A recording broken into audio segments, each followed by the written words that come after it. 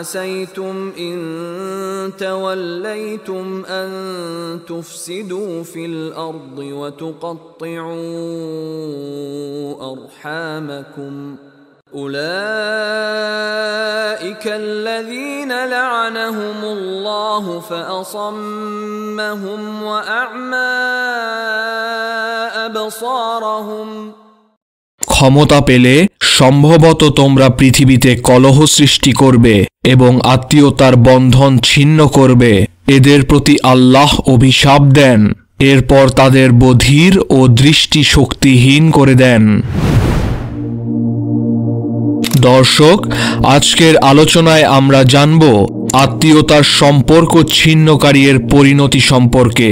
কোরআন ও হাদিসে আত্মীয়তার সম্পর্ক বজায় রাখার ব্যাপারে কি বলা আছে এই বিষয়ে, এবং এই আলোচনার শেষে আমরা জানব আল্লাহ কেন আত্মীয়তার সম্পর্ক ছিন্নকারীর সাথে তার সম্পর্ক বিচ্ছিন্ন করবেন এই বিষয়ে। সুতরাং আলোচনাটি সম্পূর্ণ শোনার অনুরোধ রইল। আত্মীয়তার সম্পর্ক ছিন্ন করা কিংবা নিকট আত্মীয়দের পরিত্যাগ করা মারাত্মক অপরাধ। এটি কবিরা গুনাহ সমূহের মধ্যে অন্যতম। এ কারণেই মহান আল্লাহ তাআলা আত্মীয়তার সম্পর্ক ছিন্নকারীকে অভিশাপ দিয়েছেন। মহান আল্লাহ তাআলা মানুষকে আত্মীয়তার সম্পর্ক বজায় রাখার বিষয়ে তাকে ভয় করার কথা বলেছেন।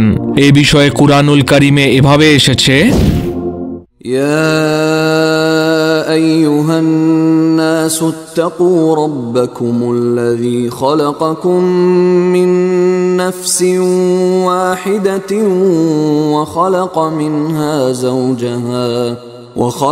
منها زوجها وبث منهما رجالا كثيرا ونساء واتقوا الله الذي تساءلون به والأرحام إن الله كان عليكم رقيبا। হে মানব সমাজ, তোমরা তোমাদের প্রতিপালককে ভয় করো, যিনি তোমাদেরকে এক ব্যক্তি থেকে সৃষ্টি করেছেন এবং যিনি তার থেকে তার সঙ্গিনীকে সৃষ্টি করেছেন, আর বিস্তার করেছেন তাদের দুইজন থেকে অগণিত পুরুষ ও নারী। আর আল্লাহকে ভয় করো, যার নামে তোমরা একে অপরের কাছে সাহায্য প্রার্থনা করো এবং আত্মীয়তার সম্পর্কের ব্যাপারে সতর্কতা অবলম্বন করো। নিশ্চয়ই আল্লাহ তোমাদের ব্যাপারে সচেতন রয়েছেন। তবে আত্মীয়তার সম্পর্ক বজায় রেখে আল্লাহর কাছে পুরস্কার পেতে এই হাদিসের উপর আমল করা খুবই জরুরি। হাদিসটি হলো হযরত আবু হুরায়রা রাদিয়াল্লাহু আনহু বর্ণনা করেছেন, এক ব্যক্তি রাসূলুল্লাহ সাল্লাল্লাহু আলাইহি সাল্লামকে জিজ্ঞাসা করেন, আমার কিছু আত্মীয় এমন আছে তাদের সঙ্গে সম্পর্ক যতই ঠিক রাখতে চাই ততই তারা ছিন্ন করে, যতই সৎ ও ভালো ব্যবহার করি তারা ততই দুর্ব্যবহার করে, সহনশীলতা অবলম্বন করলেও তারা বুঝতে চান না। তখন রাসূলুল্লাহ সাল্লাল্লাহু আলাইহি সাল্লাম বলেন, যদি ব্যাপারটি এমনই হয় যেমন তুমি বললে, তাহলে তুমি তাদের অতি কষ্টের মধ্যে নিক্ষেপ করলে, আর তুমি তাদের সঙ্গে যেভাবে ব্যবহার করছো তা যদি অব্যাহত রাখতে পারো তাহলে আল্লাহ সর্বদা তোমার সাহায্যকারী থাকবেন। আত্মীয়তার সম্পর্ক বজায় রাখার গুরুত্ব অনেক বেশি। হাদিসে পাকে প্রিয় নবী সাল্লাল্লাহু আলাইহি সাল্লাম এ সম্পর্ক বজায় রাখাকে রিজিক বৃদ্ধির উপায় হিসেবে উল্লেখ করেছেন। হাদিসে এসেছে, রাসূলুল্লাহ সাল্লাল্লাহু আলাইহি সাল্লাম বলেছেন, যে ব্যক্তি তার রিজিক প্রশস্ত হওয়া এবং মৃত্যুর সময় পিছিয়ে দেওয়া কামনা করে তার উচিত আত্মীয়তার সম্পর্ক বজায় রাখা। তবে আত্মীয়তার সম্পর্ক রক্ষাকারীর জন্য আল্লাহ তাআলার পক্ষ থেকে যেমন রয়েছে পুরস্কার, তেমনি এ সম্পর্ক ছিন্নকারীর জন্য রয়েছে কঠোর হুঁশিয়ারি।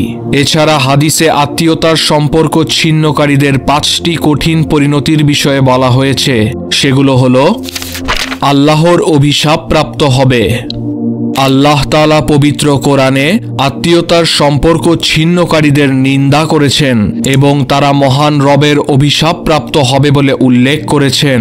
এরশাদ হয়েছে, যারা আল্লাহর দেওয়া প্রতিশ্রুতির পর তা লঙ্ঘন করে আর আত্মীয়তার সম্পর্ক অক্ষুণ্ণ রাখার আল্লাহর নির্দেশ অমান্য করে এবং পৃথিবীতে বিশৃঙ্খলা সৃষ্টি করে, তাদের ওপর আল্লাহর অভিশাপ, আর আখিরাতে তাদের জন্য রয়েছে নিকৃষ্ট আবাস।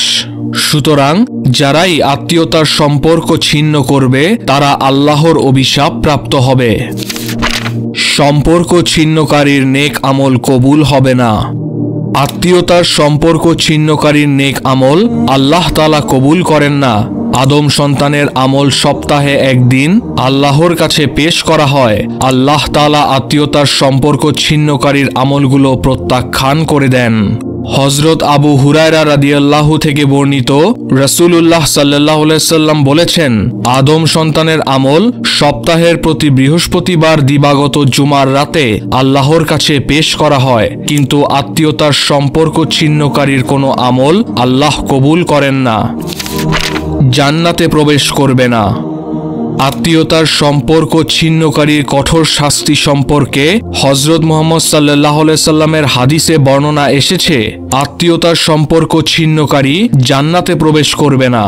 সুতরাং যারা আত্মীয়তার সম্পর্ক ছিন্ন করে তাদের জন্য জান্নাত প্রবেশ করা কঠিন হয়ে পড়বে। আল্লাহ আমাদের এই কঠিনতম হিসাব থেকে নাজাত দান করুন।